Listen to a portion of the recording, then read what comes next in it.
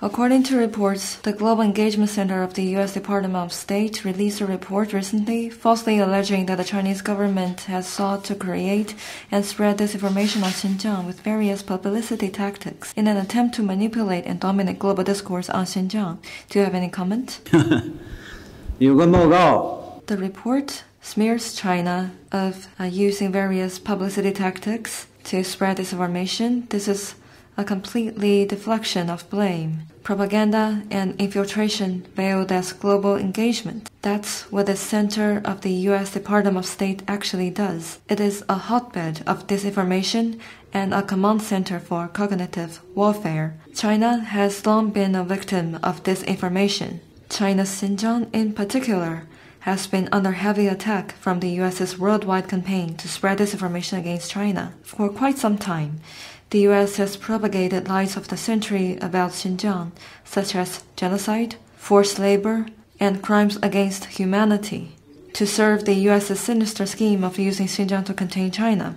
Even some senior U.S. government officials have admitted it several times. Former U.S. officials and U.S. diplomats posted in China have told people that the U.S. never cared about ethnic minorities in Xinjiang and was very clear that nothing is wrong about Xinjiang.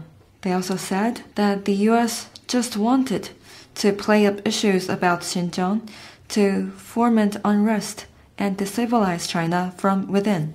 In fact, the U.S.'s disinformation campaign on Xinjiang is nothing new, and the methods it uses have been debunked many times. For example, the U.S. has encouraged U.S. academic institutes, think tanks, and NGOs to keep fabricating so-called research papers flooded with false accusations on Xinjiang to smear China's Xinjiang policy.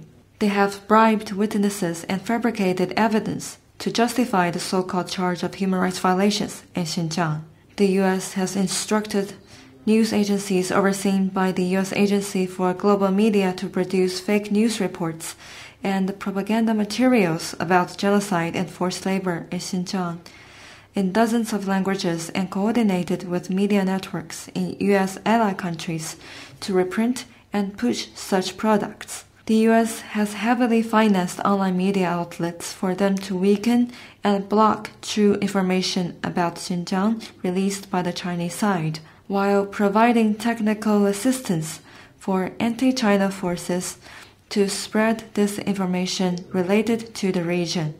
In this manufacturing chain of lies, the so-called scholars and certain media, the cyberspace, and government both supply and consume these raw materials of the lies. And the end product, this information related to Xinjiang, is then used by the U.S. government as a pretext to sanction and pressure China.